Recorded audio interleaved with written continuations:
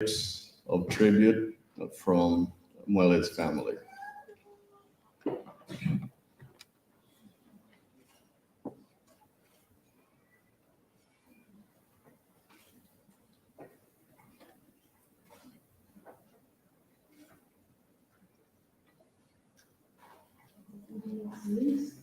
And there was a lot that I'll remember Dee for. There was this time where when she first came to our house in Pennsylvania, she woke up very early because she was always ready to walk. And that is one thing that shocks me to this day is that she was strong and healthy and she ended up passing so suddenly. But she was a fighter, which we will always remember. And she woke up and she was like, Cena, are you awake? And like she just like shook me awake and she was like, are you awake? I was like, yeah, now I am.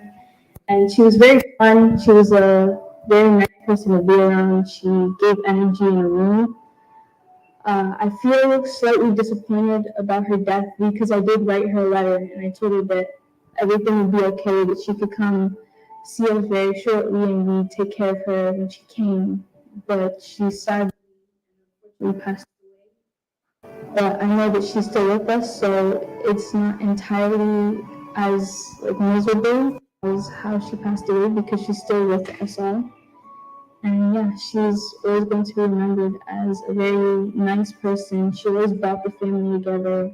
She knew just how to put laughter into a room, and I always remember her for that.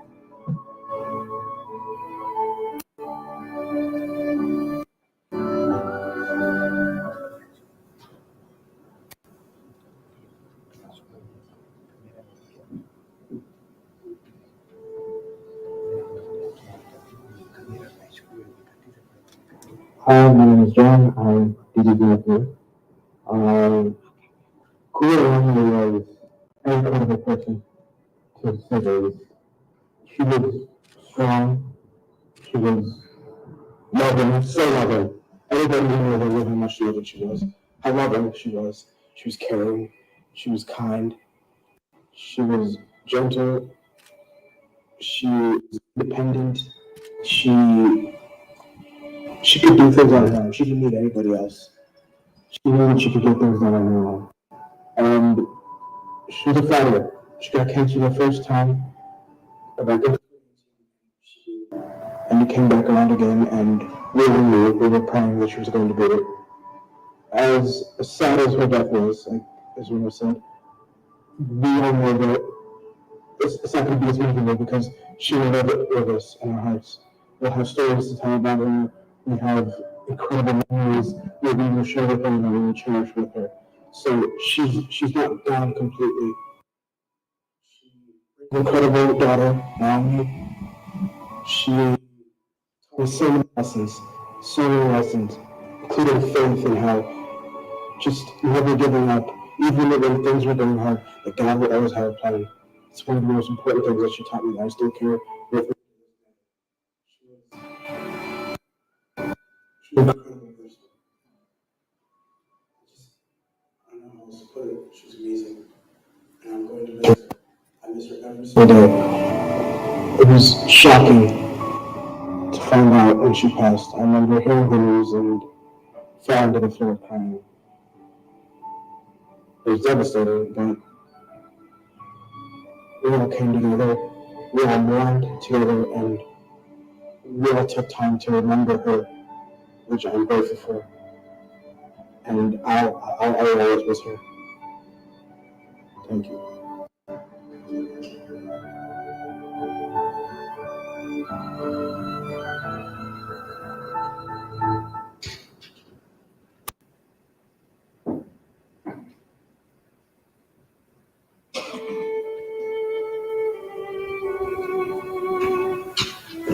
Hi, I'm Priska. I'm Dee Dee's niece. The passing of Dee Dee is really sad, and I'm pretty heartbroken by it, and I'm still in shock that something like this has happened. But I have shared a few good memories with Dee Dee. I'll never forget the day we were sitting in a car, and then she told me to like sit ladylike, and I was like, oh my, like I mumbled under my breath. I was like, oh my gosh, like why do want to sit with my legs up. And then she heard it, and I said it so quietly. She's like, yeah, I have good hearing. I'll always remember her for her really, really good hearing. And the day where she told me, oh, next time I come to Pennsylvania, I want another bath. And yeah, she was just a really nice person to be around. She meant so much to me. She was like a second mom. And she always taught me like that you should listen to others and you should always stand for what you believe in. She meant a lot to me. And I love her so much. And she really did carry a lot with her. Like she cared about so many people. She loved everyone. She was always like quiet. She never really yelled or anything. And she was the one who taught me how to make sunny side up eggs, which was really fun. I burnt myself like the first time I did it. Yeah, she was overall like a mom that I really, really loved so much. There was another day where we went walking together and I was so tired, but she just kept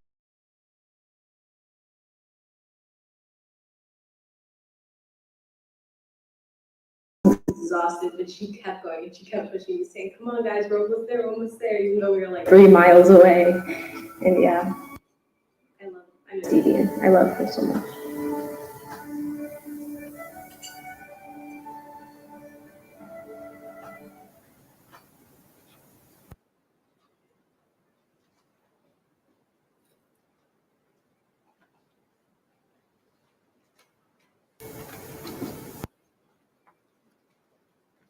Hi, my name is Gibbons Cassiandra.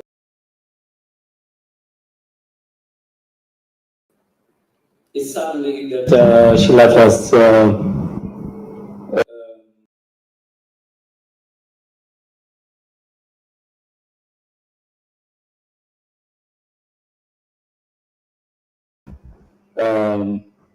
I remember Brother Mwele, the first time she came, I believe I was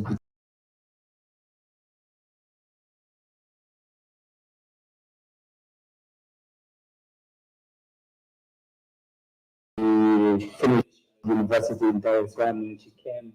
She spent her time with us in Moshi, and then she was giving me a lot of advice. And at that time, I was very, very hard. I mean, it was very hard for me to adjust because I was just came from my parents and started living with my brother.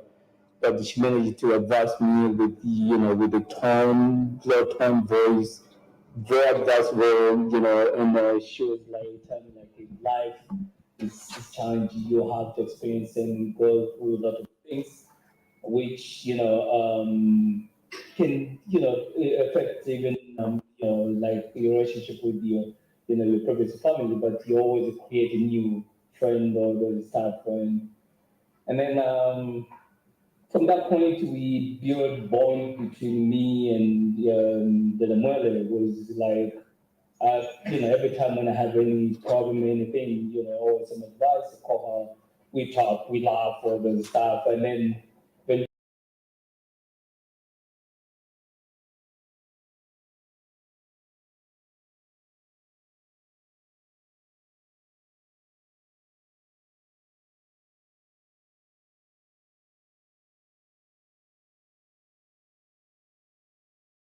I had to convince her to come and join with us. Amazing. I was surprised. She was like doing it. And I remember thinking she went up to Blue Belt, I believe, at that time. I remember the Mwele and the Bupe and a couple of my friends we used to do close by your house on Summit. And yeah, and for me, the mother used to make fun, and I didn't know how impact she made to a lot of people outside the family, and until she was gone, that's when we realized like how how kind of person she was outside the family. Which I know in our family we go through pain, but my understanding, everybody who had chance to meet her, talk to her, or wherever, in the cases, happen to be close to her, they know and they feel how, they impacted they receive from this her death. So for years we used to call her Dr. Dre, and this Dr. Dre is a fun name. Actually from that point, since we gave, I remember me and Eve and I, we gave this name. This was on the my Damoy's mom's funeral. We went to Dodoma. We were at Damoy was in the room. We were outside by the window, and then me and Ipe and I were just chatting, and then we said something to her, and she was upset, and she started yelling, and then Ipe he was like, "Oh, Dr. Dre is giving a freestyle," and she was upset, and she came outside checking her, and people were like, "Why? They're like, they call me Dr. Dre. They call me Dr. Dre." At that point, we started calling Dr. Dre, Dr. Dre, Dr. Dre, Dr. Dre. Eventually, she accepted. Another thing, I remember Mwele was one of the few people in the family. They call me by my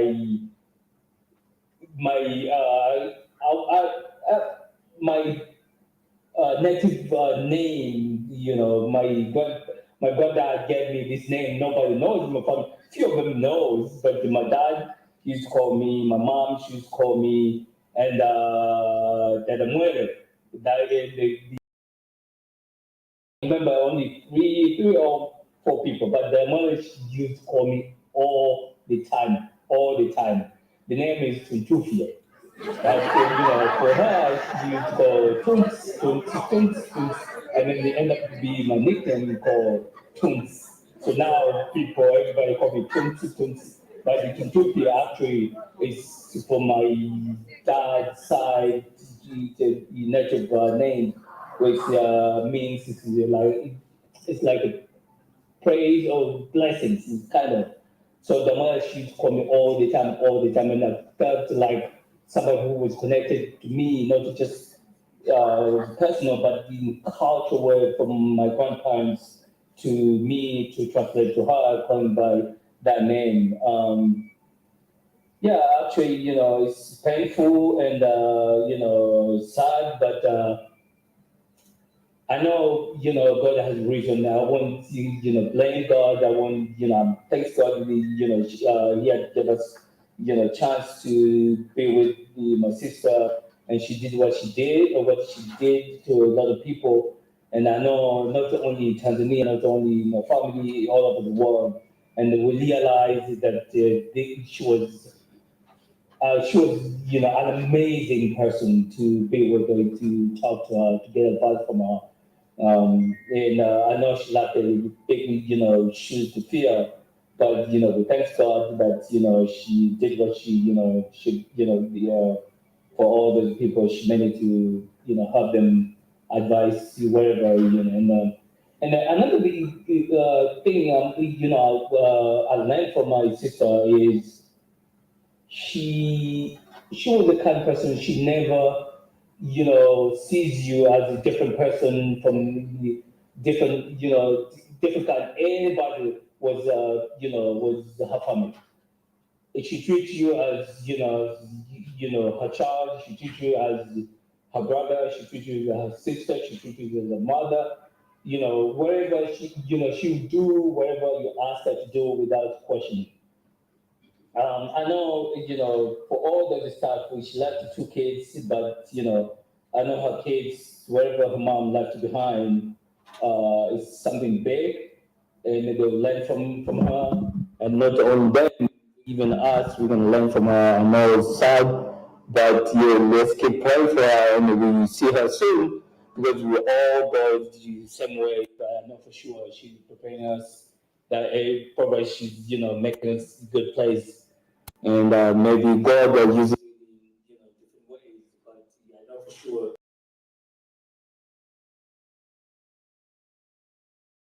And it's loving and caring for everybody.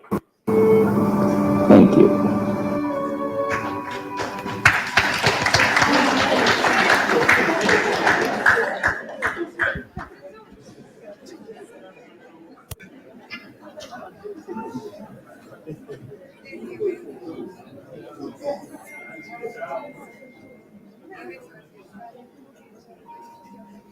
Hi, I'm Sache.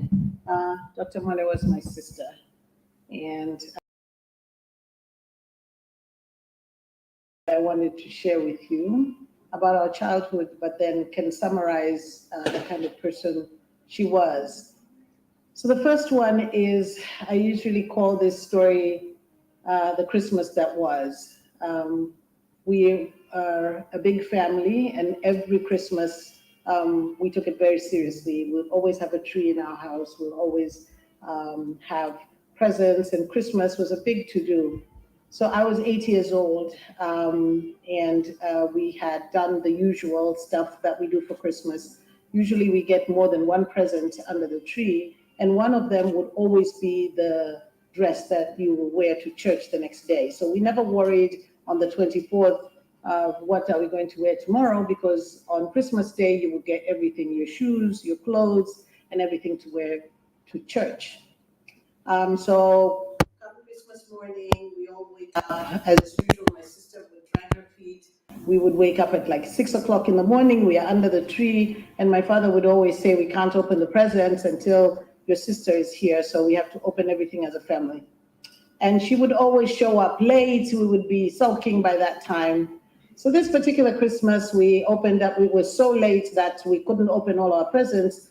So we were shown just to get the presents that had the Christmas clothes in them. So we were shown to take that one and take that one and take that one. I was 8 years old and I still believed in Santa. So even as they said that, it really didn't click that, you know, the clothes, how did you know that these were the ones that had the clothes in them? So anyway, my dad had been to, I think it was the Far East, if I'm not mistaken, like a month or two before. It was in November, dead of winter. So he bought all the Christmas stuff for us, had them wrap it there. So when it came in, even my mom did not see it. So that morning we opened up our Christmas clothes. It was a polo neck up to here, sweaters, long sweaters, and wool pants. And then the shoes were these, you know, these Chinese shoes which have a strap across. Every Chinese person wears those ones, so we had those. If you have been to Tanzania in December, you will know that this is the hottest month of the year. The sun is sitting at the equator. And so we opened this thing up. My mom has this horrified look on her face, and we are like maybe 45 minutes till time to go to church. So my sister huddles us up in her room, and she says, well, we cannot make daddy feel sad. We're not going to disappoint him, so we're going to wear our stuff. I remember mine was kind of like a lavender. My sister Bupe's was green. Mwele's was kind of magenta maroon kind of picture, and Mwendwa, Bupe was blue, navy blue, and then Mwendwa was green. And so we wore these clothes to church, a polo neck up to here, with long sleeves, with a cut sweater on top of it, and these wool pants. I've never been so hot in my whole entire life. We were humbling in church like this. My sister was straight. She looked up straight. She stayed the whole time. When we got home, we were so exhausted, sweating. It was so hot. And then, so we changed and all that. But all in all, that after a while, it clicked on me. So I went back and I asked her, I said, so why did you say we were going to make daddy upset? So she looked at me and said, are you serious? And I said, yeah, I'm serious. She was like, I said, these clothes came from Santa, and Santa knows that this is the tropics, so what has that got to do with Dad? And she was like, are you really serious? And I said, yeah. So she said, well, why don't you just go back and look at the box where the present came from, look at the pen and the writing. And I went back and I looked at it, and I just, you know, she burst my bubble. I saw my dad's green pen. He had a fountain pen that he always wrote with that pen, and his handwriting on the box with everybody's name. So I told her that she ruined my whole childhood for destroying Santa for me. So that was my first story. My second story is about when we were growing up. I'm the middle child, and I know they always say, oh, do you know about the middle child? No, I don't know about the middle child. Anyway, I was the most like I have an older brother and older sister, and Luther was also there. So there were 3 older ones, and then the younger ones on this side, and I was smack in the middle. I was different from everybody else. Like if my sister was sitting down reading a book with her legs nicely crossed, and I would probably be outside rolling in the dust and in the mud and doing everything the exact opposite of her. So anyway, one day she listened, my dad was having a conversation. He was the foreign minister, I believe, at the time, that Samora Machel was coming to Tanzania and he was going to have dinner with us at home. And so my dad had his friends over and they were chatting about it. And I remember one of his friends, 2 actually, I remember, General Mbita was there and Simon Day was there. So they were chatting there and my sister overheard that. And then, like, I think a week later, when the same people were there in the room, she walked in and she asked and said, we would like to do a production for Samora Machel because I heard you saying that he's coming for dinner. My sister, she didn't, this was very strategic of her because she knew those same parents were there. And she says, well, I don't have enough people. And so they said, no, my daughters will be here. They will come, no problem. And General Mbita, I think Sheila Mbita, he said, like, I will bring 2 of my kids. They're going to be part of this production and all that. My life changed horribly, I can tell you, because we were told that after school, when we came back home, it was practice for 2 hours every single day. Now, like I told you, I'm the middle child. When I came back from school, I would just throw off my uniform, find that pair of shorts and a t-shirt or something and go roll out in the mud. Now we had to be in the house for 2 hours every day to practice.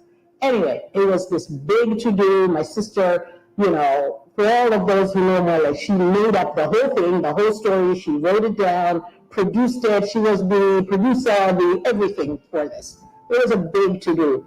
The clothes, the curtains were taken down, the sheets were taken off the beds. She made all our clothes for the production and all.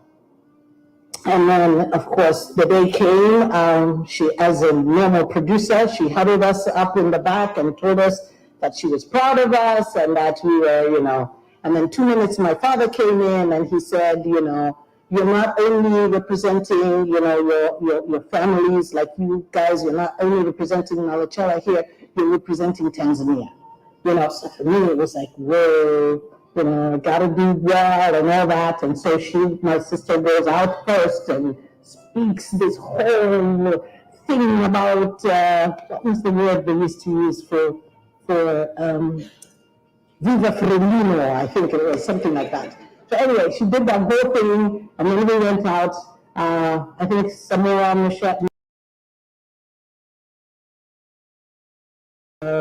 Machel's sons was there, and he was so excited. He stood up, he was clapping, and all that kind of stuff. And after the event, my sister goes down. We go and we bow and we say, thank you and all that. And my dad, I had never seen him so proud. He was so proud. I think Mwele was only 12 at the time. He was so proud. And he kept on telling people. The only sad part was then, after that, every time he had guests over, he would give us a 24-hour notice. It's like, I want you guys to do this play again tomorrow. I want you guys to do this play tomorrow. So I thought about this a lot now, because a lot of people ask me, how was Mwele when she was younger, and I always say she was just shorter, but she was the same person, very organized. She put and brought the family together at all times. She would see the light, positive things in everything. She just made us proud, and she would do things like say, oh, you're a Malecela, you can't do this, and you're a Malecela, you can't do that. Or, oh, she said, you can do this. This is possible to be done. You're a Malecela, we do things, and that's how we grew up, her supporting and just being there and being the big sister. There's a gap in years between me and her, but for some reason, when we were really young, the gap was kind of wider. It got smaller as as we grew up. And by the end of it all, we were sort of like partners in crime, almost the same age. I was more free. But when I remember my younger age, she was like this big sister, and I was just this little person who was just, you know, being given directions and do this and do that. And, you know, as we celebrate her life today, I know that people from her job who've worked with her and people all over the world, I have received so many kind words. And, you know, the one thing that sticks out is that most people who met her only like once or for a fleeting moment, all of them had something to remember. There was a lady who met my sister in a business class lounge in Dubai, and they spent like maybe 10 or 15 minutes and had a conversation they'd never met before. But she remembered everything we talked about, and she sent me very kind messages. I love my sister. I love her so much. This journey, as we fought through the cancer, was a tough one, but we did it together. I would have never had it any other way. She is not here with me, but I love her dearly, and I will love her to my last breath. And I look forward to one day, you know, meeting her again in glory, giving her a hug, and repeating, like I told her every single day, that I loved her so much. Thank you.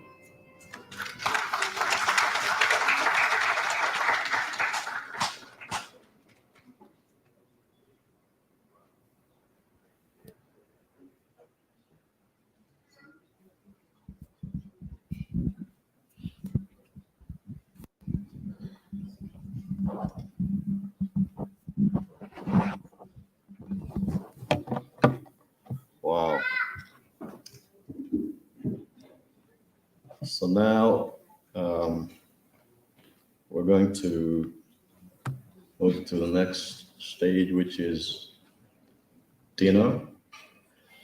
But before I welcome a friend of the family who is going to bless the food, I just wanted to point out that dinner is served in the room behind us, well, right in front of me, behind you. And we'll start with the family table. And the rest of you, please remain seated until your table is called. There'll be ushers moving around the room to call your table. So now I'm going to ask Caroline De Mwonge to come up the podium in order to bless the food. Caroline is a very close friend of the Malecela family. She works with the United Nations, stationed in Nairobi, Kenya. And after a few words, she'll bless the food. Okay. Let us pray. Mungu wetu na Bwana wetu, tunakushukuru kwa wema na fadhili zako ulizotuonesha kwa kupitia kwa Mwele. Asante kwa zawadi ya Mwele na kwa yote ambayo aliweza kuyafanya katika maisha haya, na kila mmoja anao ushuhuda wa mambo ambayo aliyagusa katika maisha yetu. Tunakurudishia sifa, utukufu na heshima, maana tunajua wema unatoka kwako. Baba, tunaomba ukapate kubariki chakula ambacho tumekiandaa, tukiwa na shukurani kwa ajili ya maisha yake. Tunaomba ukabariki kila mmoja aliyeko mahali hapa, ukaendelee kutuongoza katika njia zako na kutuangazia nuru yako. Ni katika jina la Yesu tunaomba na kuamini. Amen.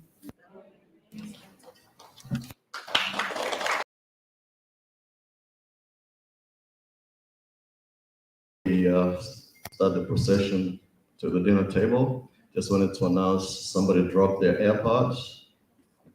If you drop your AirPods, I have them with me. They're in a pink case. So, okay.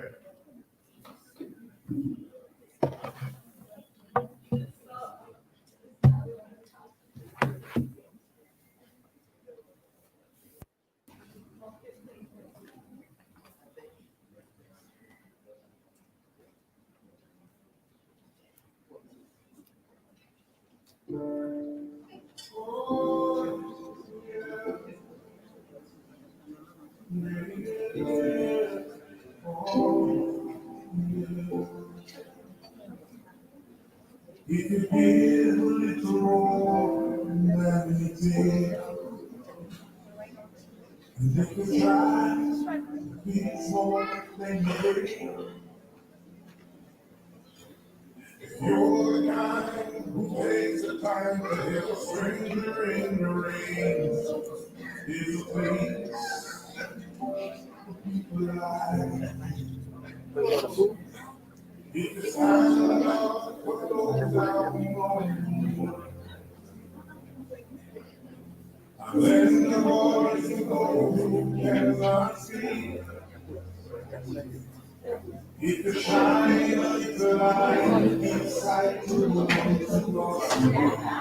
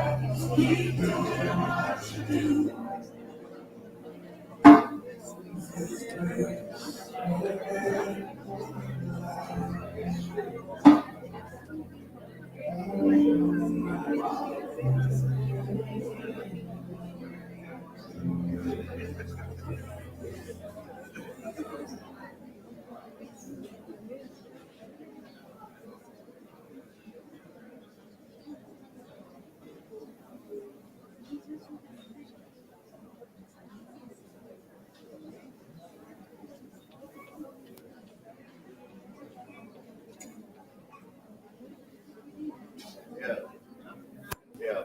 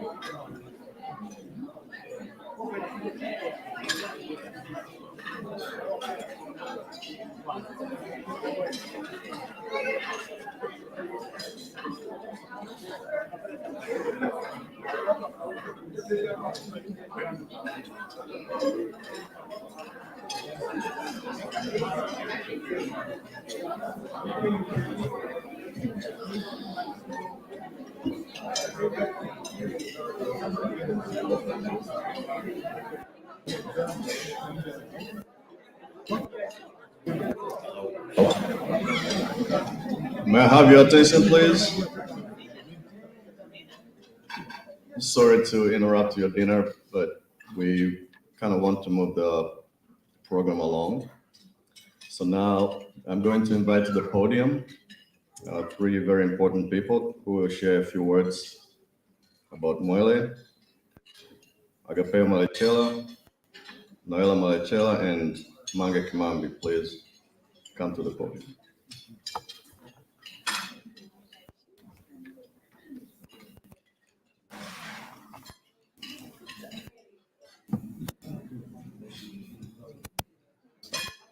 You will start. Go first, and then hand over to her. And then when you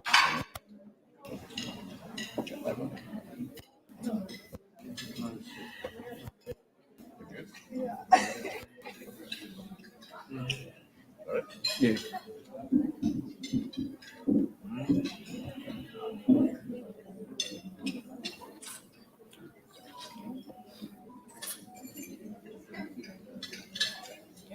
Oh, okay. Yeah, I'm just trying to find the right words right now. So when it comes to my late aunt Mwele Malecela,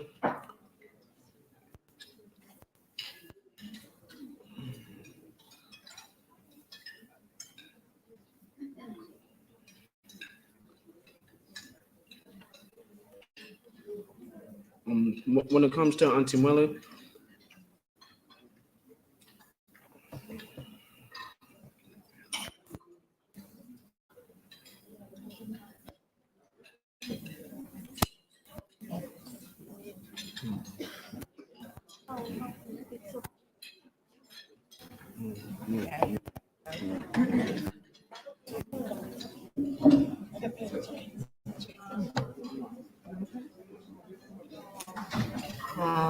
Okay.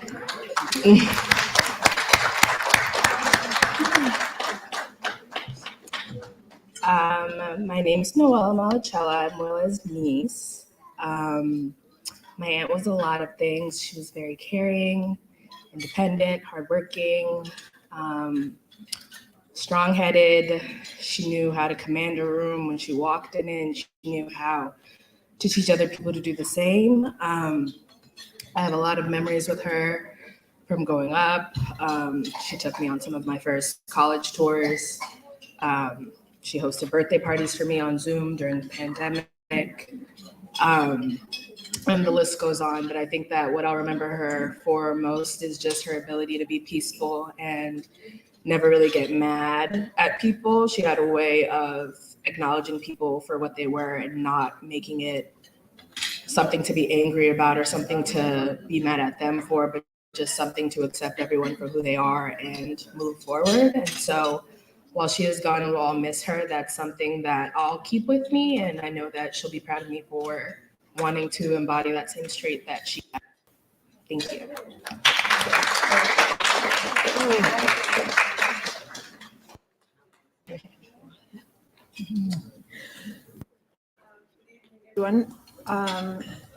My name is Mange Kimambi, and I'm extremely nervous. Okay, so Dr. Mwele was my mother. I actually met her when I was going through a very hard time in my life. I had just had my daughter while still in school, and my dad was very upset. He had disowned me. And I think that was around the time that he met Dr. Mwele, and he just told her that he has a daughter that he hasn't spoken to for about 1 year because she decided to have a kid and he doesn't want anything to do with her. And Dr. Mwele, being all about the girl child and empowering women, told my dad, no way, I have to meet your daughter, I have to meet her. So my dad had no choice. So that's how me and my dad actually started getting close again, was because of Dr. Mwele, because she wouldn't have it any other way. Like, she told him, I have to meet your daughter, this is not okay. So the first time that she met me, I just remember that my dad just told the driver to take me to her house, and I got there. And she just came out and she just hugged me. She just hugged me because she knew that that I was going through a very hard time. And she told me, you're going to be okay. You're going to go back to school. This is not the end. You're going to be fine. And so I was like, I don't even know this woman. She's never met me, but she encouraged me. And like, no one told me that except her. And then when she saw me crying, she tried to make me laugh by saying, na babako nimemwambia huu shamba asituletee sisi, huu shamba wa kipare auache huko, au mambo ya kizamani, mtoto wa kike kuzaa haendi shule, yani asituletee huu shamba babako, huu shamba wa kipare hatutaki. So fast forward a few months later, babangu akanenroll at UDSM, and he got me to hostel, and I was back in school like nothing ever happened. And my dad actually did it so proudly, like, yeah, so I think Dr. Mwele said you can do it. She said you can actually go back to school. Like, she actually educated him that, this like, it's not right.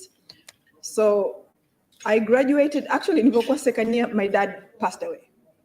So nika kwenye another hard time because my dad was my world. So when my dad died, I was like, okay, siwezi kumaliza shule. But Dr. Mwele was like, you're going to go to school, you're going to graduate, everything is going to happen as if your dad was here.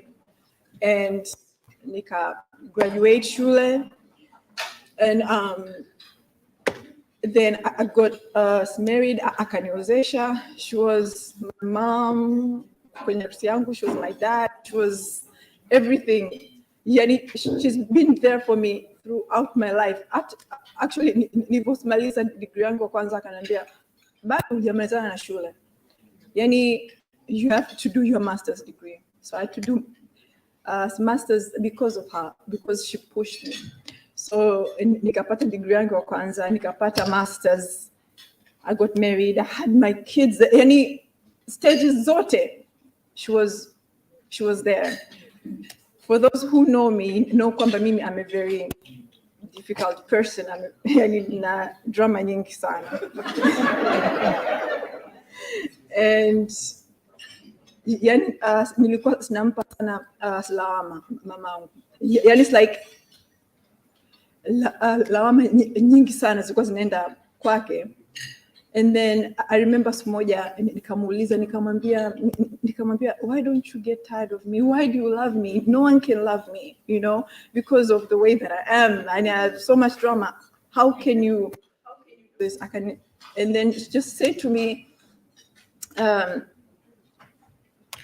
siwezi kukuchoka sababu mzazi hawezi kumchoka mtoto wake.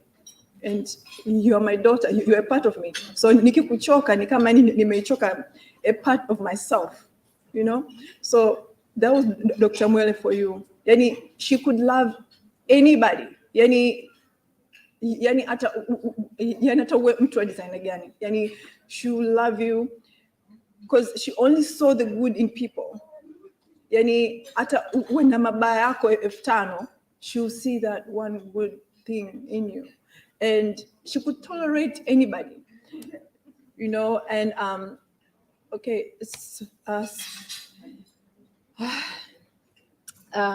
to finish my my story with Dr. Mwele, nitamalizia with something a little bit funny. So nilipokuwa nimeolewa, I think there was a time I had a fight with my husband. So kesi ikaenda kwa mamangu. So tulikuwa Dubai, tukaambiwa okay, mrudi nini, tukatuongea. So tukakaa mimi na mamangu pale. So mimi nikaanza kushtaki, you know, she's doing this and that because she's a big celebrity. You know, this celebrity thing is going to her head because she's a very big celebrity. Dr. Mwele said to my husband, huyo celebrity mwenye ndo nani? Huyo ndo celebrity mwenye? Kwa celebrity gani alikuwa na huyo? So mimi nimekaa hapo, yani I'm like, okay. So mimi huku naonekana celebrity, then mamangu mwenyewe ndo ananiua, mimi sio celebrity. So today, when people were like taking pictures with me, asking me, let's take pictures, then Aunt Seche came up to me, akanambia, naenda kumwambia mamako that you've been acting like a celebrity. You know, yeah, so Dr. Mwele, yani, I'm going to miss her so much because I've lost that one person in my life that understood me, that loved me no matter what. Like she taught me unconditional love, you know, and she was a germ. She was a rare germ, and she's gone, and I still can't believe it. Like, and I would like to thank Aunt Seche for making me speak here today. Kwa sababu yani nilijaribu sana kumconvince I can't speak, mimi na siwezi. She was like, haiwezekani. I was here. Na mimi niko hivi sinaogopa. Should have just told me not to speak. That's a so the regime change. Yes. Yeah, so she told me in the regime change, hapa ni dictatorship. You know, yeah. So thank you. So that I love this.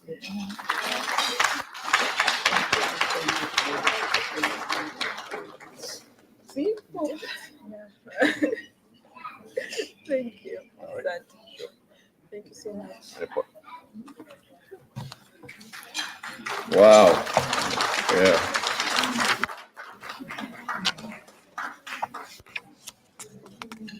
So we have a few more words of tribute and remembrance.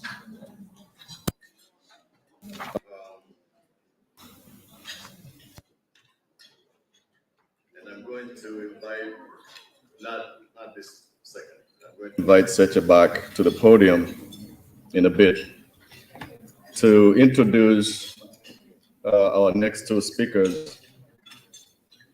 But before I do that, I just wanted to say a few words about Mwele because, you know, I'm not just a host this evening.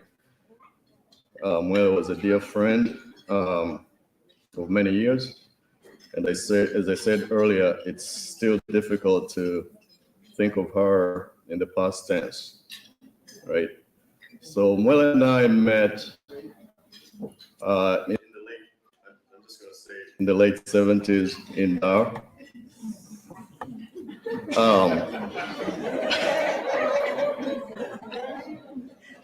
Yeah, we were both still young. I think I had a baby Afro, I don't remember, but you know.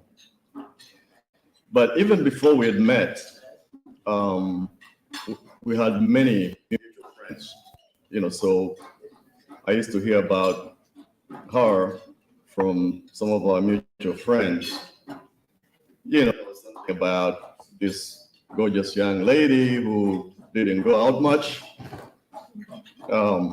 I think the phrase strict parents may have been mentioned. Then one afternoon, I think it was a Saturday afternoon, just by coincidence, right? So she and I happened to be visiting a mother of a friend, of a mutual friend, who had moved to the US, and we were just checking on the mother. And so we met, and then the mother of our friend introduced us, and she was shocked that we hadn't met because we hung out in the same circles, and we had the same friends, and oh, so and so. Oh, I know, so of course I know so and so, and then we became friends instantly. And of course, my friends were right. She was very easy on the eyes. And truth be told, among our group of friends, she did break a heart or two. I'm not going to mention any names to protect the innocent. But, more than kind of the superficial, I think I was struck by her politeness. Like, she was it's not a naturally polite person. I think it's been mentioned a few times here. But, also, she was intelligent, but kind of in an easygoing way. Not in a. I mean, it's funny because I think some people have accused some of us who are especially scientists or the bench scientists that she used to be nerds, but no, she had that easygoing intellect, and she had that kind of quiet self-confidence, and the kind of the French say je ne sais quoi, like that quality that it's kind of hard to describe. Or maybe that kind of Mona Lisa mystique about her, right? But in later years, so this was, as I said, a long time ago, and then we both went to the University of Dar, and she was on the main campus. I was at Muhimbili campus, and as I said, we hung out with the same group of friends, so we would meet all the time socially. And then later on, when she was in London, and I think I was in Brussels, and my wife now, my girlfriend then, was in Scotland. So we used to spend a lot of summers together in London. Some with, I think Dr. Laisha was there as well. And then our friendship, I think, solidified around many other interests. Including the fact that both she and my wife were alums of Weruweru Girls Secondary School. Now, some, not me, may call Weruweru alumni a mafia, but in the most positive sense, like, not in any negative sense, right?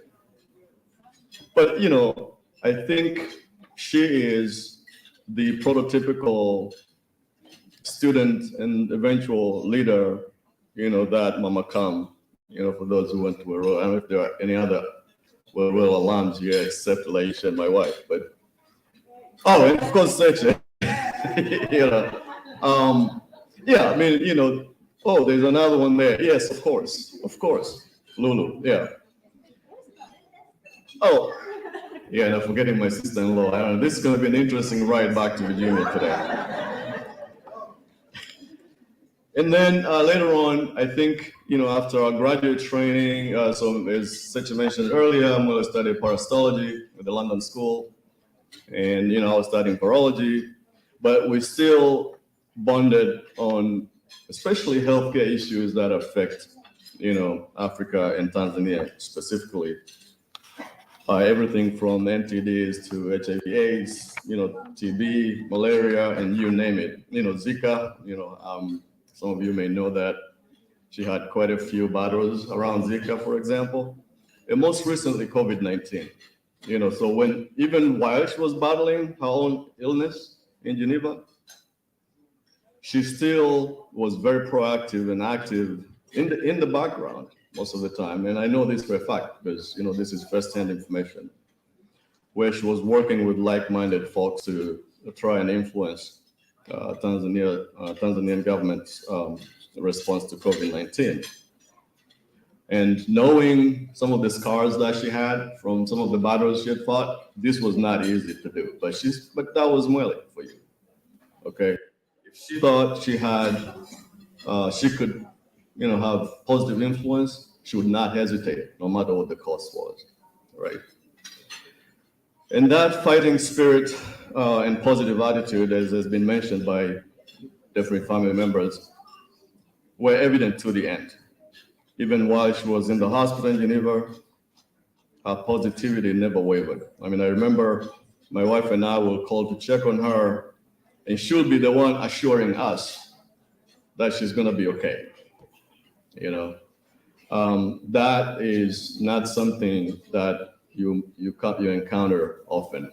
Okay, when people are tested and challenged, oftentimes we fall short, but not Mwele.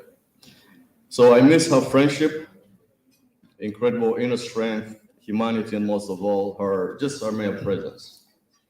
But I take solace in knowing that, she's in a better place now, and she lived life to the fullest, both, as you heard, with family, but as professionally as well. So now, if you could step to the podium so you can invite our next two speakers, Dr. Laisha Gogola and my wife, Joyce Msuya. And then after that, we'll have a couple of video clips about the honor that the WHO, the World Health Organization, and the Bill and Melinda Gates Foundation bestowed on Mwele recently.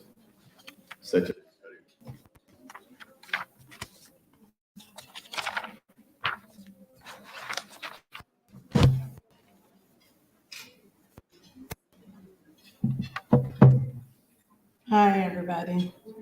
It's me again. So when Mwele finished her primary education, she went to Zanaki Girls Secondary School. And after a year, she transferred to Werweru Girls Secondary School.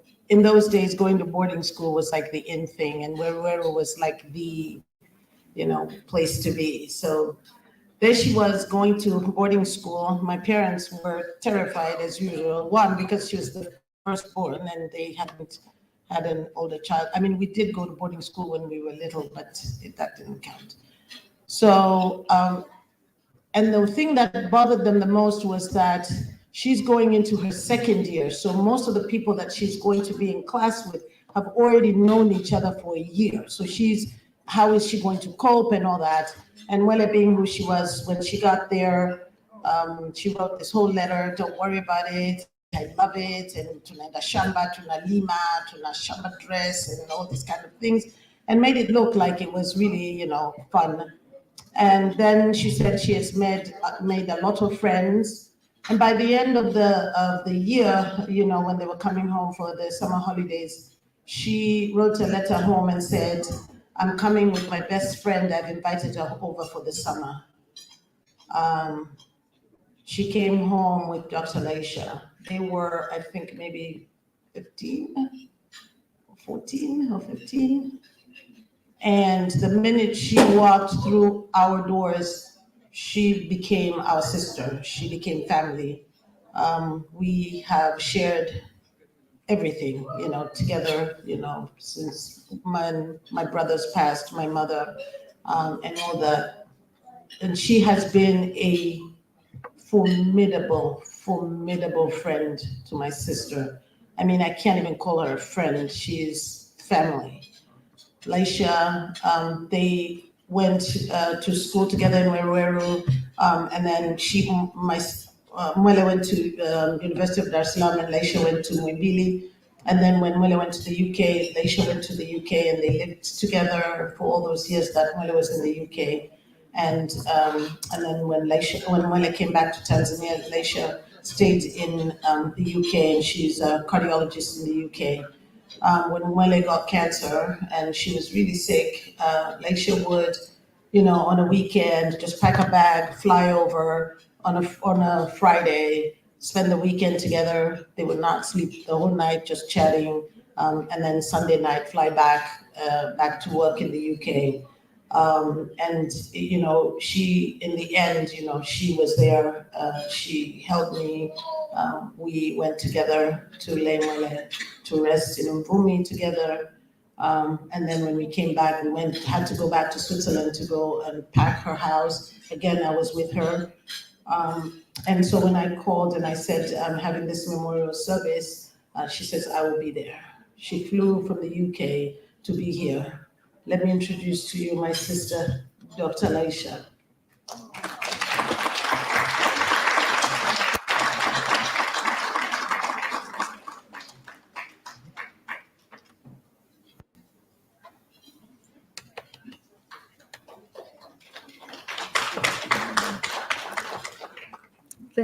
Thank you, Seche.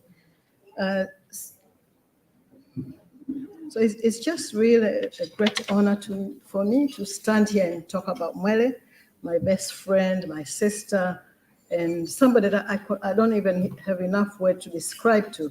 And it's very difficult to know what to say, because if I was going to say everything, I've got so much to say, and I've got so much not to say about Mwele. As Seche kindly introduced, I met Mwele when we were very young. We were just going to secondary school, boarding school. And I can remember the first day that how we started talking. And because as such as Mwele joined late, and Mwele has been outside Tanzania, and she was in international school. So she wasn't used to the course that were done at Werer. So the first day we were doing Nadhani Maria, and they were very girls will understand. What una deki covered way. Mama Ndano yuko. Sasa Mwele yeye ana deki. Huku anaenda kule anako deki ndo anakofuata hivi. Instead of going, sasa kila mtu anamwangalia, anacheka, anasema Mama Ndano huyu leo ataenda naye. Huyu haondoki. Sasa mimi namwangalia sasa, jamani, namuonea huruma. Then I just said, okay, I'll talk to her. Then I told her, you know that you're doing it the wrong way. Mama Ndano will come and she won't let you go home today. You won't go back to your bedroom. You will stay here and mop this covered way for the rest of the day. Oh, so how is it done? So I showed her. So I started doing it with her, and then we did, and then we finished. And Mama Ndano came, Mama Ndano was happy. And since that day, we started talking little by little, then we became really good friends. And that's how she invited me to her house. And ever since, I think I walked to the house, and Sechi was like, well, this is your friend. How come she's so quiet? And she's always just smiling. She's so quiet. She's not saying much. And Mwele was saying, she's my friend. And all I can say is that Mwele had so many friends. I'm just one of them. There's Ria, who went to university with her. There's so many friends of Mwele. And a lot of Mwele's friends became my friends. Her family is my family. Her relatives, my relatives. Everywhere that Mwele passed, they are mine too. Mwele didn't choose her friends according to who they are, in terms of status, in terms of age, in terms of wealth. Mwele is her friend because what is inside them. And she could take anybody, as Mange said, Mwele will take anybody as her friend. If you look at me and Mwele, it's a good testimony. We are really different. We came from different backgrounds. I'm from a completely humble origin. My dad we were coming from a small village in a farm, not even a farm, you don't call it a farm, standard of you. European, when you say farm, they think it's a proper farm, but it's a peasant. And Mwele was this child who came from a very well-to-do family, really well off, and she really well educated from international school. So you could think that how could they even cross paths? How could they even talk to each other? How could they even be friends? But Mwele broke all those barriers, and she just saw me as everybody else. And I remember every time we meet some of her other friends, say, oh, so Laisha, what does your dad do? Because they cannot even recall ever heard my dad's name. And I say, he's just in the village. And they we could see in their eyes, they asked me, how did she become your friend? She's just from the village. But that's how Mwele, she has this kind of making everybody be precious no matter who you are. And she'll value everybody. And she's a true, true friend. And Mwele has never been a friend with someone and that friendship broke. Even if you stayed away from her, she'll reach out for you. Even if you didn't talk to her, she'll find you and talk to you. So we went and we were like that. And Mwele was quite social. Everybody knew her in school. She was organizing a social event. She was our social minister. So she was organizing this outing. And one time, there was I can't remember whether it was a graduation, but we had to go for a social event. And everybody was getting ready. And she said, "Oh, I don't see you getting ready. What's happening?" And I said, "I'm not going." Say, "No, why aren't you going?" I said, "I'm not just going." So I didn't actually want to bother her and tell her, but then eventually I said, because we have to wear our own clothes. And actually, I didn't have something to wear. And when I say, "So that's the reason," just hold on. She came back with her dress. And I'm sure that was the dress she was going to wear for that event. He said, "This is the dress and this is the shoes." She said, is the mini skirt, is the mini for me, it's gonna go down a little for you. He said, "How about the shoes?" I'm not gonna say that. He said, "Don't worry. I got that one. Sometimes you just wear them when you're going." And that's how Mwele she is, you know. She truly, if she truly loves everybody. And she wouldn't want anybody to be left behind. So we all went, and everybody saw me glamoring, shining, and nobody knew how I came about. Otherwise, I wouldn't have gone, but she wouldn't let a friend stay behind just because they're lacking something. She was truly to her heart, and I trusted her well in everything. We trust her. We believe in her, and everything she promised she give, except one thing. Except one thing. And we're so, except one thing. If you know, when we are growing, sometimes things happen, and we are also angry. Mwele is angry, shedding a few tears, really, and we say, "Mwele, this is it. This person has crossed the line. We are so angry." And me, she say, "Yeah, no. We won't talk to this person. We won't have anything to do with them." And we'll say, yes, I'm so angry this time. This is true. This time, I promise you, I won't talk to them. And the first thing you hear is Mwele is on the phone. And me and such say, "Mwele, who are you? Mwele, unaongea na nani?" "Oh, naongea na fulani tu, nimeona nimsalimie." "Mwele, but you promised that you won't talk to this person." And she said, "Oh, lakini nimeona manake siku nyingi, yani sijui hata kama anaendeleaje." What I want to say here is Mwele has never had an enemy as far as all this I've known her. Mwele has never had a grudge. Mwele has never held anything back. If you anger Mwele, she'll be the first one to come to reach out to you. If she does something wrong, she'll be the first one to come and apologize. She never ever fought with anybody. And I'm waiting to hear that person who come and say, "Oh, Mwele, I don't talk to Mwele anymore because something went wrong." That has never happened. So me and Seche say, Mwele, never have any pact with Mwele about something, not to talk to anybody because they've done something wrong to her. She'll break your promise as soon as you turn your back. She's an incredible person. She's an incredible person. And we look back and I always say, for the life that she's been given, very few of us, even if you're given twice that amount of life, will do even half of what she did.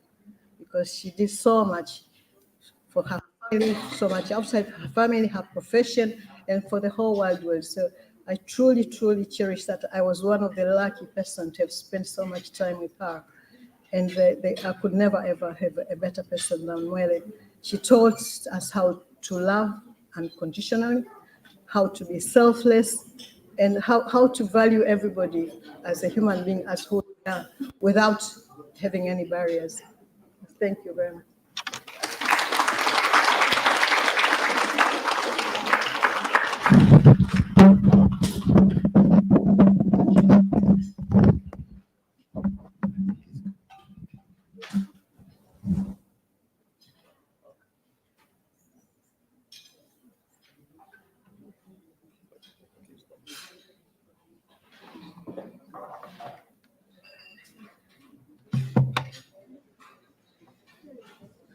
I have the distinct honor to introduce mdogo wangu.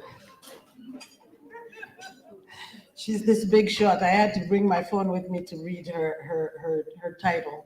She's the United Nations Assistant Secretary General of Humanitarian Affairs and Deputy Emergency Relief Coordinator. But again, to me, mdogo wangu. I've known Joyce for my whole life. We grew up together on the streets. Joyce was so much like Mwele, quiet, you never see her run on a bike running in the streets and stuff. They had so many years apart, but they always were so close. They would always be sitting, reading a book or something. Joyce would be on this side of the room, Mwele would be on this side of the room, and I'm thinking, what are we doing tonight? So I had to go find other people, when we were in London, we used to have a lot of people. As soon as they finished work, they would stop by Mwele's house. The house was always packed. People in and out, people cooking. Sometimes you walk in and you're like, "Where Nani?" You don't know who is who, and people are just. So we had cards after 8 o'clock at night. We would start playing cards, and so it would be like a whole night, people screaming at the table and all that. And Joyce, Mwele, never. They would be sitting somewhere, just reading their book. And so I have the pleasure to invite Joyce to come and speak. Mdogo wangu, karibu.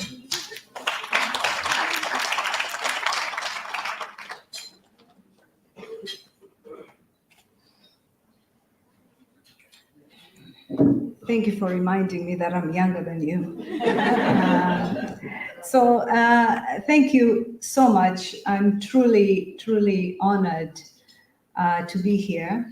And Seche is so right, because Mwele and I were always into books, less into boys. But somehow, I found mine along the way.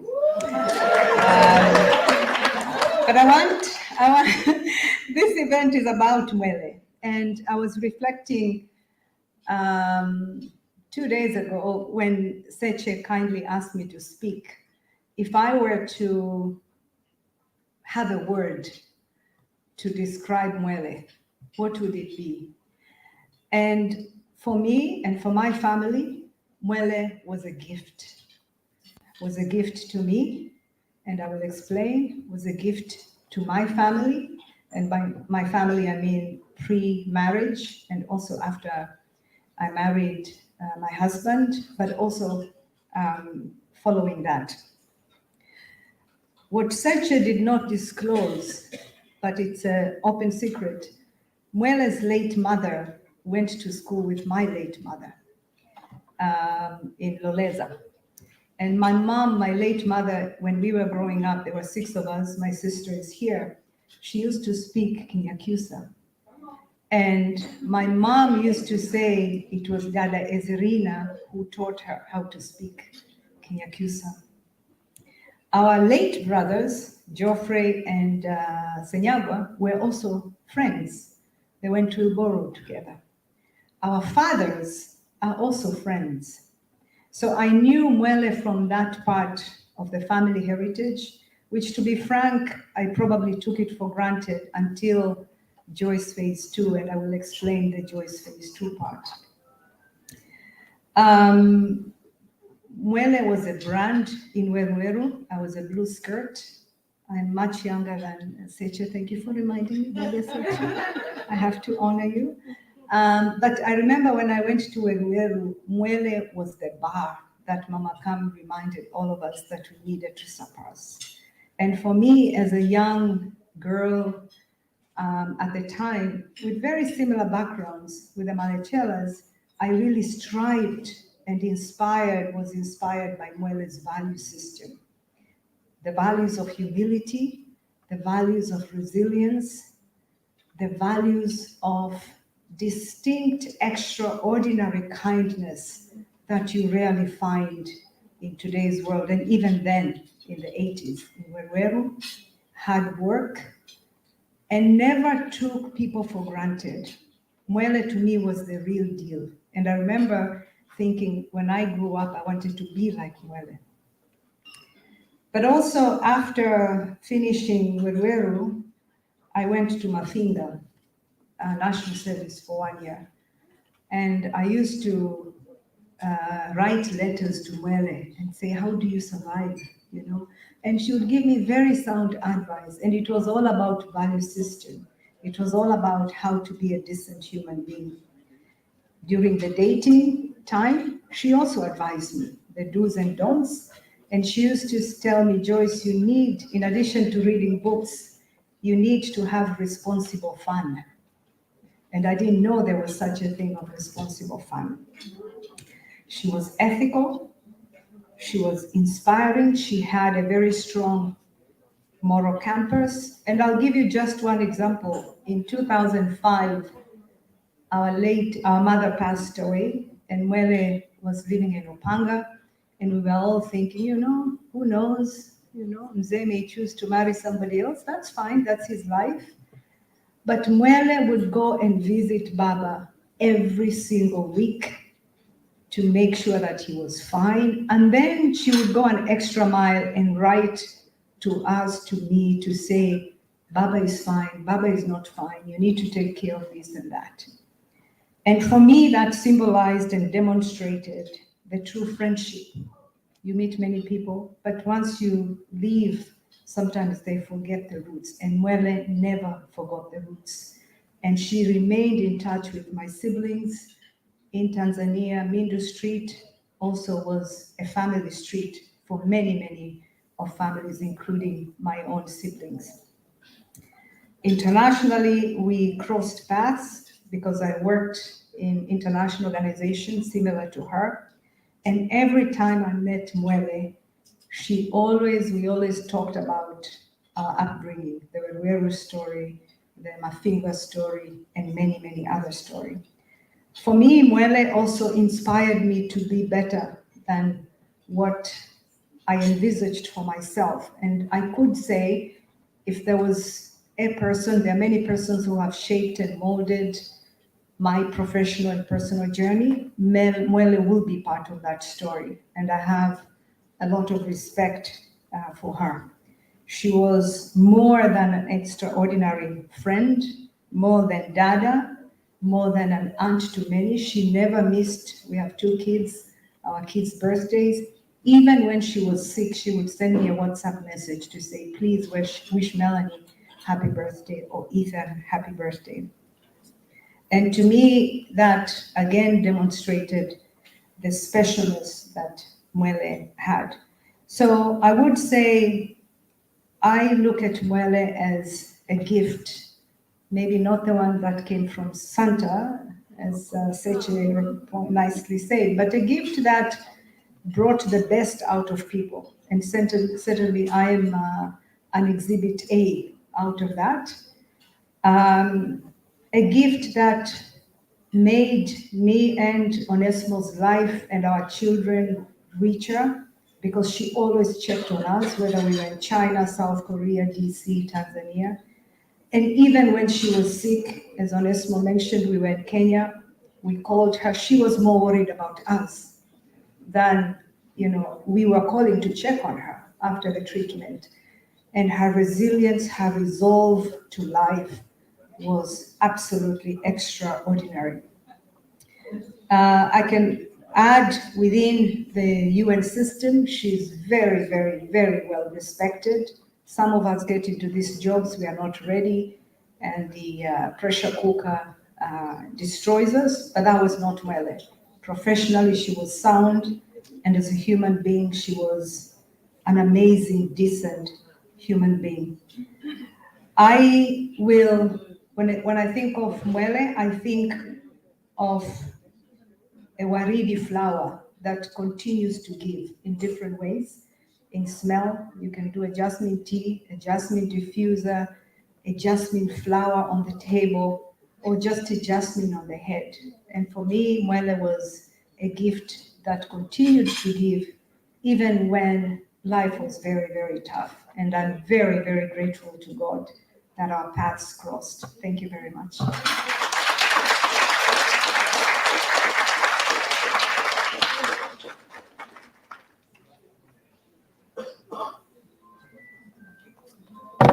All right, so we're coming to a close. Not right now, but we're coming towards the end. But before, so you heard a lot said about Mwele's professional accomplishments. which were just as profound, if not more so than, her personal accomplishments. I'm not going to recite all of them. I think you have seen the different pieces written in the media. I mean, maybe if I can use the phrase, just Google her, right? And you can learn all about her professional accomplishments. But especially her passion,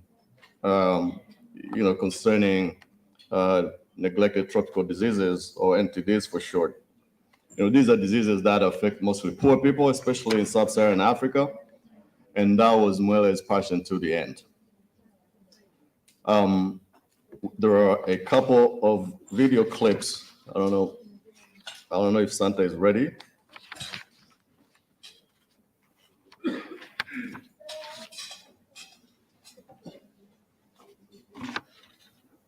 Santa, are you ready? Okay.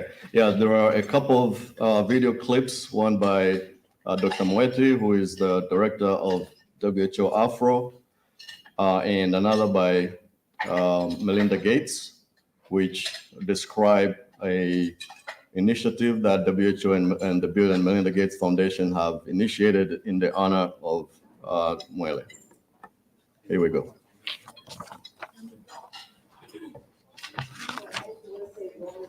To all of the dignitaries and partners who are here in this room today.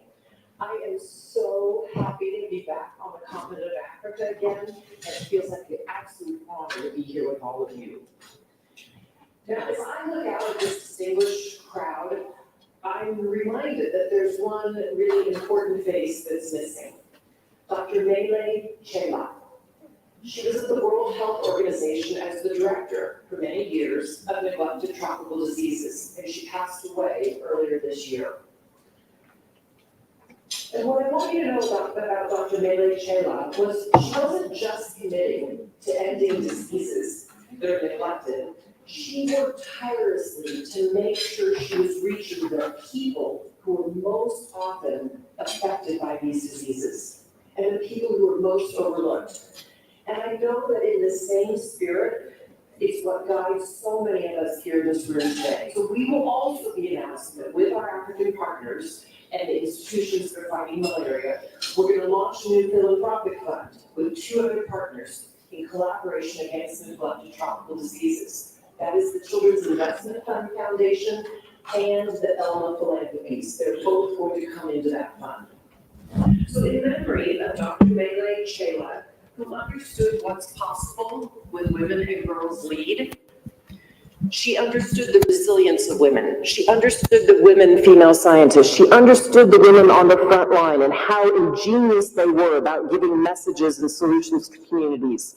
So we're going to partner with the WHO to support a program to develop women leaders to combat NTDs.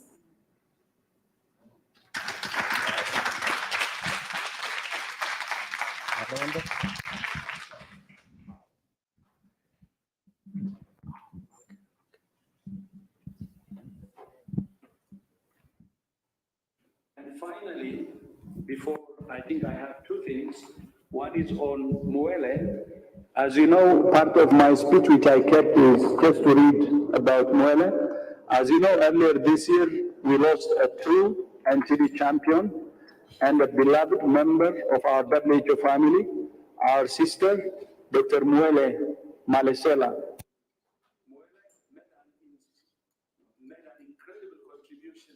To the fight against NTDs. In her honor, we are therefore delighted to announce, as Melinda earlier said, together with the Bill and Melinda Gates Foundation, we're establishing the Mwele Malecela Mentorship Program for women in NTDs. The program will provide opportunities for African women working on NTDs to gain mentorship, leadership, training, skills building, and other opportunities. Mwele is no longer with us, but we hope that this program will help to produce many African women to carry forward her legacy. She has been an incredible colleague. She has been working with me closely in Geneva, by the way. We lost her, but continuing her legacy and carrying it forward.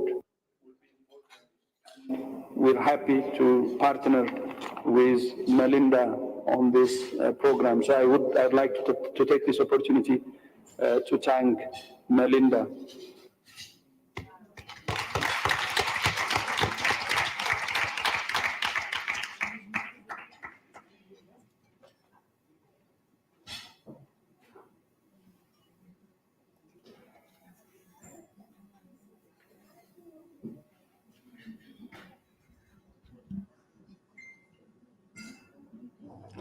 Greetings to you all, Dad, Seche, Naomi, Mwele's family, friends, and colleagues, as we gather to celebrate the short but very impactful life of my sister, friend, and colleague, Dr. Mwele Malecela.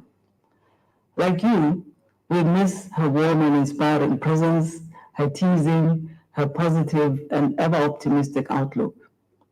While my colleagues in WHO and I remain heartbroken at the loss of this fierce fighter for the rights of the most vulnerable and disadvantaged, it's comforting to know that WHO has taken an important step towards realizing Mwele's vision of a tomorrow without neglected tropical diseases, or NTDs. That's why I'm so delighted to share that we are partnering with the Bill and Melinda Gates Foundation and the wider NTD community to create a mentorship program for African women in Mwele's honor. The Mwele Malecela Mentorship Program for Women in NTDs, formally announced in Kigali, Rwanda on the 23rd of June, aims to provide at least 40 African women with mentorship, leadership, and skills training and travel and networking opportunities by 2030. Focused specifically on African women living in African countries, we aim to help them overcome barriers to realize their potential to become leaders and champions of NTD elimination at home and internationally. The program will strengthen our advocacy to drive progress towards the goals of the NTD Global Roadmap 2021 to 2030, in which Mwele played such a crucial role. This sets global targets and milestones to prevent, control, eliminate, or eradicate 20 diseases and disease groups. I cannot think of a more fitting legacy for Mwele's immense and passionate contributions. She truly led by example, both in the field of NTDs and as a manager and leader. The past months have shown vividly how Mwele was esteemed and respected as a scientist and researcher and among the most acclaimed women public health leaders on the African continent. As the director of the Regional Director's Office from April 2017 to late 2018, Mwele made an invaluable contribution to our work. Then she went to lead the Department of Neglected Tropical Diseases in our headquarters in Geneva. As a champion of the empowerment of women and of the welfare of women and girls, her vision, ideas, and drive had a substantial impact on our regional transformation agenda. Most importantly, she encouraged us to focus on the human component of transformation and was instrumental in establishing the pioneering leadership training program, which is now being used in other WHO regions and in our countries. Mwele was also an inspiration to women in science. She gave freely of her time and talents to mentor and motivate the next generation of global health professionals, particularly women. She embodied WHO's values of respecting colleagues, building trust, and basing all her decisions and recommendations on science and evidence. But more than that, she cared deeply for her colleagues, personally and professionally, investing time and effort to support them in small and big ways. She enjoyed sharing honest and personal conversations about life, and she loved to laugh. May she rest in eternal peace. We promise we will do everything possible to continue and finish what she started. Let's keep Mwele's legacy alive. In closing, let me again extend my heartfelt condolences to her family and close relatives, as well as her colleagues and friends. This immense loss, I know, will be felt acutely amongst the global health community far into the future. Thank you very much for this opportunity.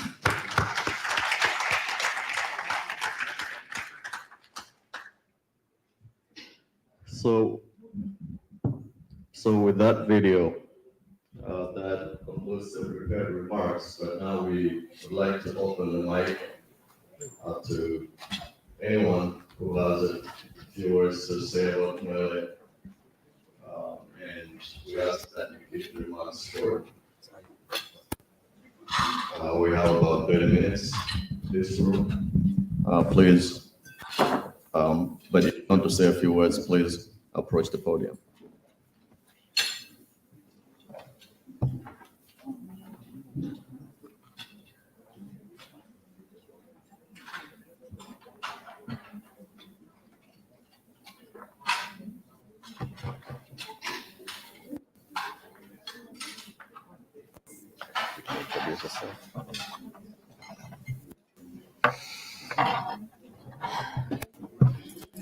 Hi, everyone. My name is Rita Kohler, and I was one of Mwele's friends. Like so many of you, it's not easy to say a farewell to her because she was so beloved to so many of us. She was truly such a large part of my life. I met her when we were in grad school together at the London School of Hygiene and Tropical Medicine. And I have to say that it was friendship and love at first sight. We laughed and laughed and laughed together, and I know the sense of loss that I feel today is a sense of loss that so many of you feel. And I want to share my grief with you. I know that we all have a long journey ahead of us to recover from this loss. And at the same time, at such a difficult time, it's really important to remember the joy that she brought to our lives. She was such a fun person, so fun, and her laughter and her love were so big. You know, we used to say to each other that, and I want to quote this because we would text this to each other back and forth. You are my ride or die, my Obi-Wan Kenobi, my go-to place for common sense and laughter until my ribs ache. And I can't tell you the number of times we've texted that to each other over the last 32 years of friendship. I still feel her beside me. I'm sure a lot of you are still feeling her beside you, and there have been times that I've woken up to dreams of her laughing, and that makes me really happy because, you know, I feel like she's at peace. So, you know, that the moon will rise and the sun will set. But I know that we will never forget her. And I want to thank each and every single one of you who made an impact on her life, who brought her happiness, and all of you who were there for her over the last 4 years. Thank you so much.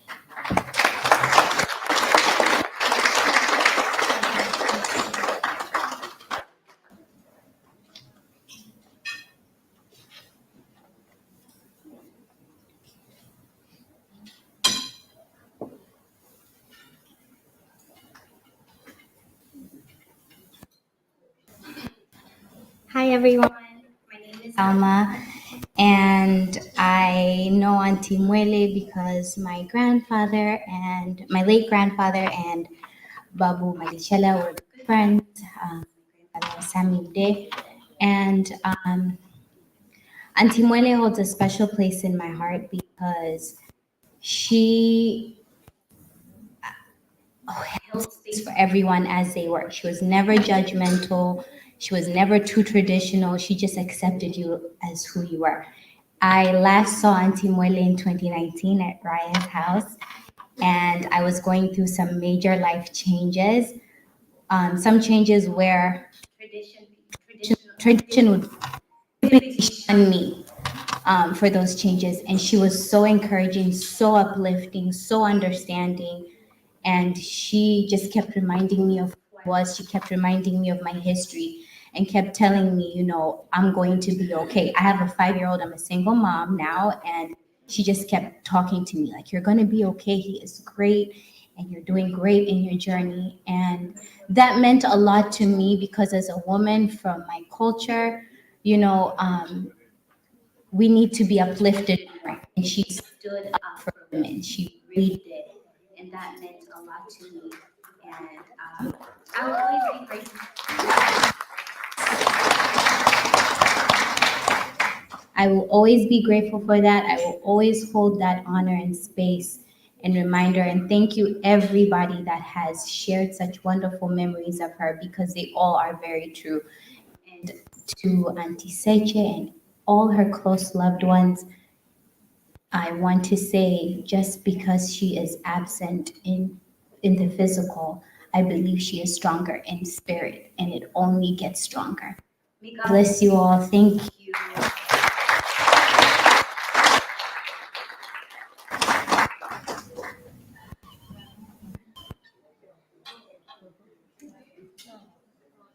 Anyone else? If not, we have a couple more videos that were skipped that will be shown now.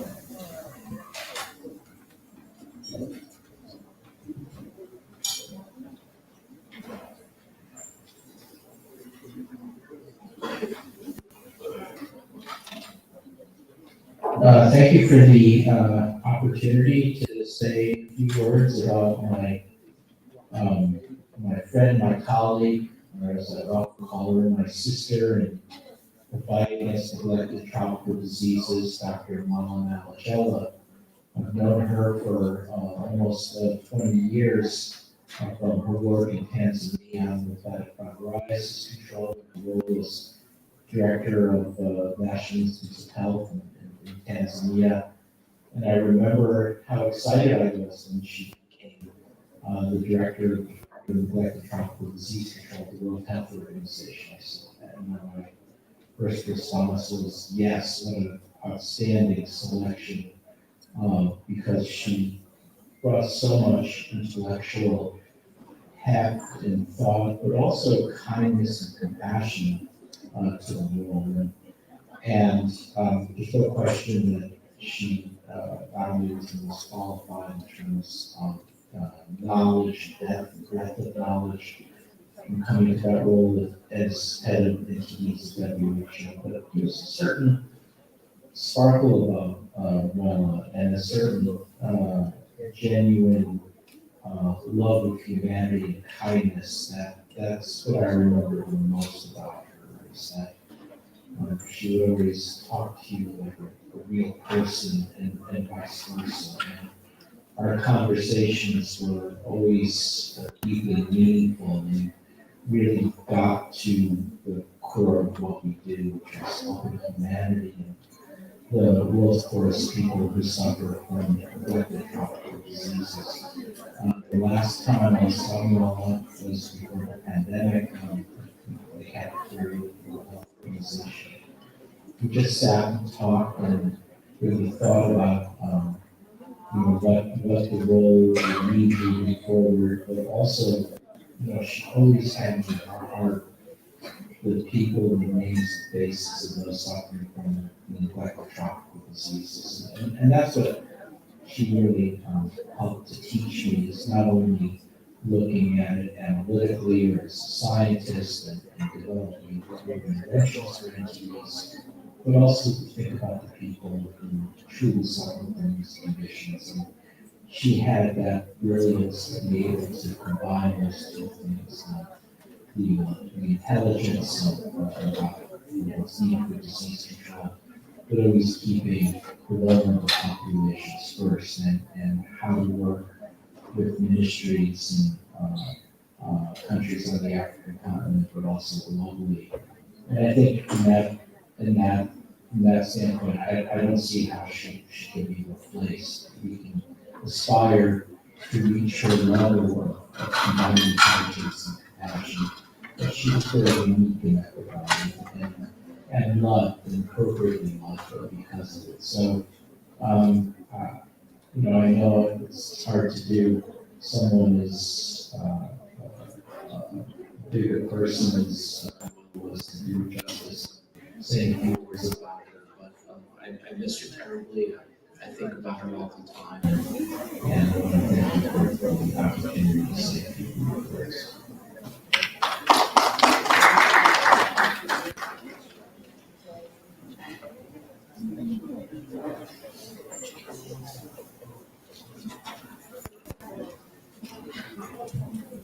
Hello, Roger Glass, Director of the International Center, here at the National Institutes of Health, and the Associate Director for Global Health. And I'm joining you to speak about my friend and colleague, Dr. Mwele Malecela. I met Mwele in 2014 and again in 2016 in Dar es Salaam while I was visiting Jioni County at the university. Mwele at that time was the director of the National Institute of Medical Research. She was an outstanding parasitologist, having completed her PhD at the London School of Tropical Medicine and Hygiene on lymphatic filariasis, a terrible disease that led her to work in some of the rural communities of Tanzania. And she rose to her research to become head of NIMR and spoke with me about ways that we can improve the research and training of scientists in Tanzania through collaborations, through grants, and also had a focus on raising the visibility of women and opportunities for women in science. We were totally on the same wavelength, and from that point forward, we worked together and communicated on many agenda items. One of the agenda items was to encourage President Kikwete, the President of Tanzania at the time, to come and visit NIH and meet with Dr. Francis Collins, my boss and director of NIH. It was a wonderful meeting. We had 5 African presidents, and it was Dr. Kikwete who formed the relationship and was enthusiastic to embrace the ideas of collaboration and increasing research activities and exchanges with NIH. And that's been a theme of our friendship ever since. After that, I met Mwele when she had moved to WHO after all as director. She showed up at a meeting in Bangkok of the Prince Mohammed Award Ceremony, a major global health activity in Asia, but a global significance. Mwele was representing the Afro region, and she was incredibly articulate on the opportunities for collaborative research globally in her region. Subsequently, she was asked to work with WHO to head the Tropical Disease Research Program at WHO. And during that period, she was for a group to lay out a roadmap for the control, research, prevention, treatment, elimination, and eradication of some of the 20 neglected tropical diseases. She was a visionary. She was set out on a mission. She brought together the right people. She had terrific support, and she was showing leadership by putting not only the goal, but the timeline to achieve this and the partnerships to build this. It was an incredible vision that she had that we all embraced. Loved her passion, loved her humor, loved her humility, loved her respect for good science, and her leadership to bring people together in a common vision. That was the last time I saw Mwele, but we left, as always, with a hug, with a smile, with a commitment to do more. And as I think of her, I have to smile to think how much I learned from this young woman who left us all too young, and the biggest gratitude that we could show her would be to pursue the pathway that she laid out for the control of the neglected tropical diseases. That's a pathway from 2021 to 2030. And if we could all get together to try to pursue that and encourage it in whatever way we could, it would really be respectful and honoring the vision and the work of Mwele throughout her career. So Mwele, we miss you. I miss you as a friend, as a colleague, as a supporter. And I hope that through the work of the NTDs over the next decade, we might be able to achieve some of those goals that you lay out for all of us. God bless you all.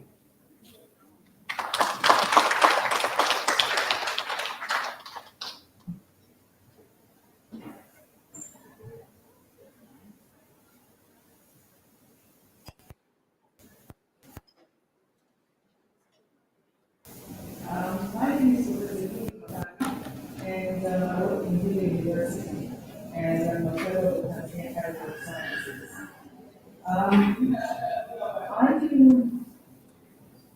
Mwele Malecela in maybe four different ways.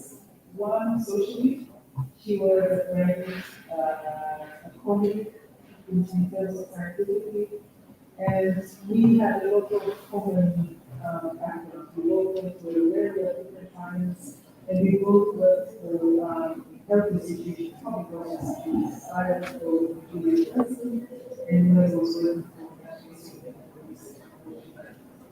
And so when I think about Mwele, I think about Mwele in different ways. From a scientific perspective, we really were passionate about developing excellence in science in Tanzania and in Africa, from Tanzania and from Africa. And so as part of Tanzania Academic Sciences, as part of mainstream and movements, we worked very closely to see what we need to do to make science, or to develop excellence in science. So many of the students the executive director of NIMBY. She set up the NIMBY Science School because the question was, why was it that we don't recognize scientific excellence in Tanzania? So what are the things that we need to do to recognize scientific excellence? So she set up the NIMBY Awards for outstanding scientists, set up the Maria Town Award, and awards to recognize that. And as part of the Mwele Health and Science Initiative that we started after the day, one of the things that we want to do is set up scientific awards that recognize and award excellence in science. I think the second aspect that I interacted with Mwele was in terms of the global recognition of the need for global health and global health science. And so we have to organize visit for the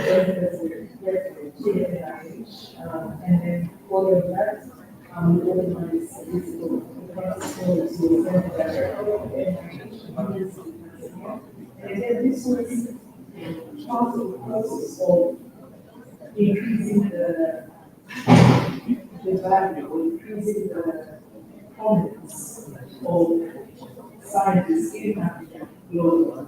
I think we need to use the term science diplomacy, and this is something that Mwele was really, really good at. How to raise the global, how to engage with the NIH, I have to let them engage with the WHO, and so this is something that we continue doing, even when she has to the WHO was backward, which is kind of raise the profile for scientific research. The final thing from the scientific perspective that I wanted to talk about, because I talked about so many things. So one is the awards, other is the global diplomacy, and the third aspect is cancer. So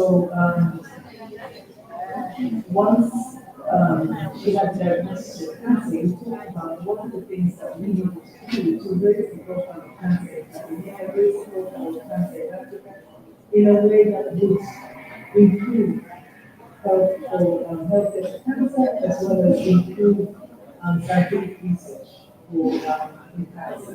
And I think as part of the health and science, the Health and Science Initiative, what we're going to try and do is to work to support also research and activities to strengthen health and research in cancer.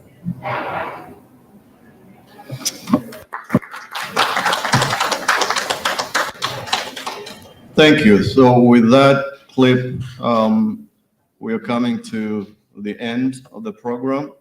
I just want to raise a toast. If you can all fill your glasses, make sure you have a drink of some kind.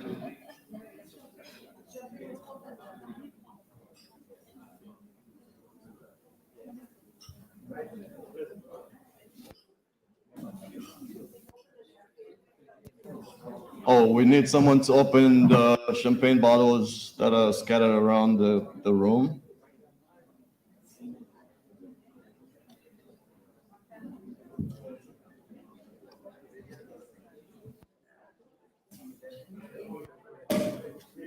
Okay, that works.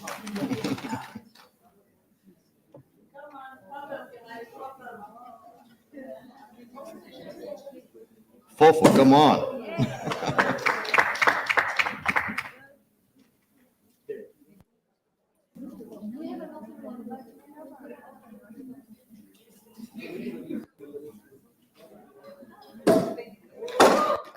All right.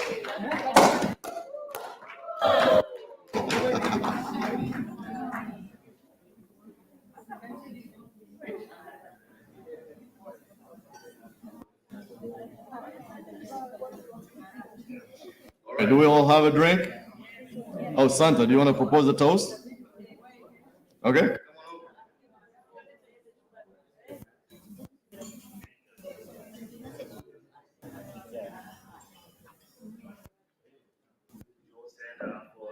Mwele.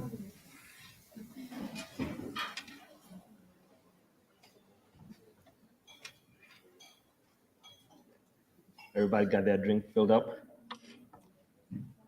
Okay, this is for Dr. Mwele, Dada Mwele, Bibi Mwele, Mama Mwele. Cheers.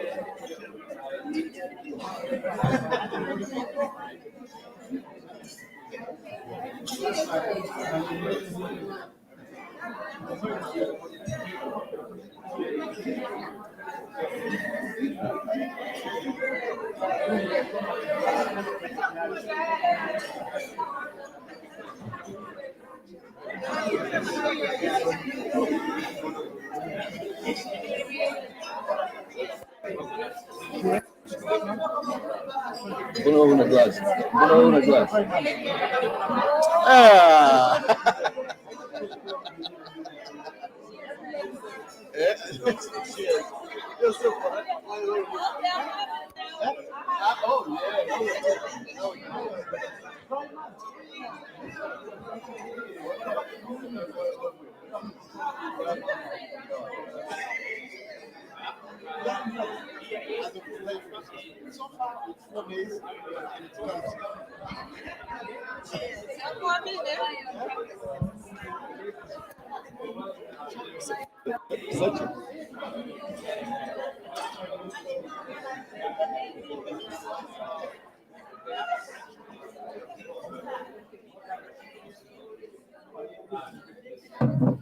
Hi, everybody.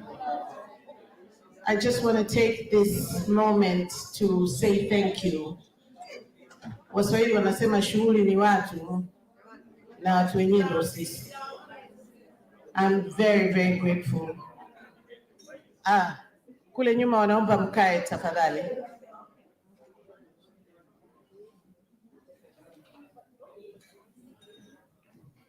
Dakika moja tu ni useme asante.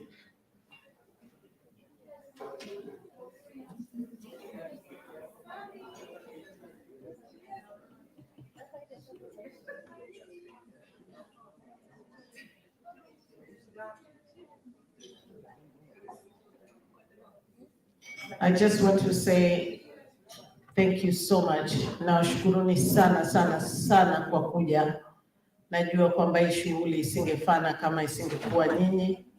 Mmeacha shughuli zenu na familia zenu kuja kuniunga mkono mimi na familia yangu na ndugu zangu wote ambao tuko hapa. Tunawashukuru sana. We are all indebted to you all. Thank you for your kindness. Thank you for the hugs. Thank you for the love. Thank you for the support. I think there's so many people who have loved my sister dearly, who have flown from very far. I know that Elisha came from the UK, Ria came from Seattle. I have a group that came from my best friends that came from Canada. I am so grateful. Fee came from the UK. Now shukuruni na wengine wote mlioko hapa, wengine wamedrive miles and miles. Najua Dr. Patrick Migula amekuja kutoka South Carolina, na so many others. Ninawashukuru kila mmoja wenu.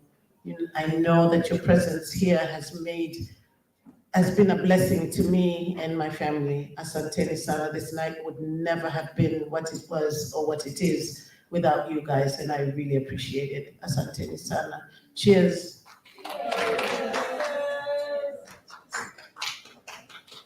Thank you. Thank you. All right, with that, that's the end of our program. And again, thank you so much. Good night.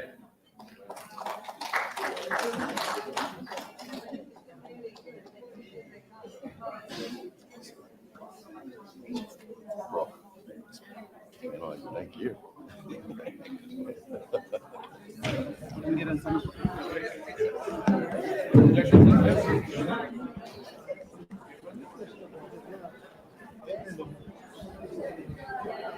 Thanks.